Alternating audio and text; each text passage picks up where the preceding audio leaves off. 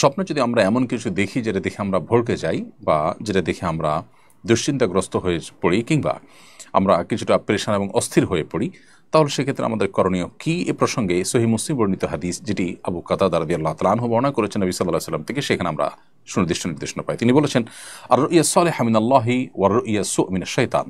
ভালো স্বপ্ন আল্লাহর তরফ থেকে হয় আর খারাপ স্বপ্ন শয়তানের তরফ থেকে হয়ে থাকে। যদি কেউ এমন কোনো স্বপ্ন দেখে যেটা আসলে তার কাছে ভালো লাগেনি, অর্থাৎ যেখান থেকে সে ভালো কোনো ইঙ্গিত পাচ্ছে না, এরকম কোনো স্বপ্ন যদি সে দেখে, তাহলে কি করবে? নবী সাল্লাল্লাহু আলাইহি ওয়াসাল্লাম বলেছেন যে ফালিয়ানফুস আন ইয়াসারিহি, তাহলে সে বাম দিকে 3 বার যেন তার বাম দিকে যেন প্রতীকী থুতু ফেলে।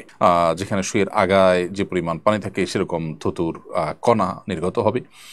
এবং ওয়ালিয়াত আউয়াজ মিনাশ শাইতান, এবং শয়তান থেকে আল্লাহর কাছে পানা চাবে, অর্থাৎ আউযু বিল্লাহি মিনাশ শাইতানির রাজিম পড়বে। এই দুটি কাজ যদি করেন, নবী সাল্লাল্লাহু আলাইহি ওয়াসাল্লাম বলেছেন লা তাদুররু, সেই স্বপ্ন যেখানে কোনো খারাপ ইন্ডিকেশন আছে সেটা তার কোনো ক্ষতি করবে না, তাকে আল্লাহ তাআলা হেফাজত করবেন।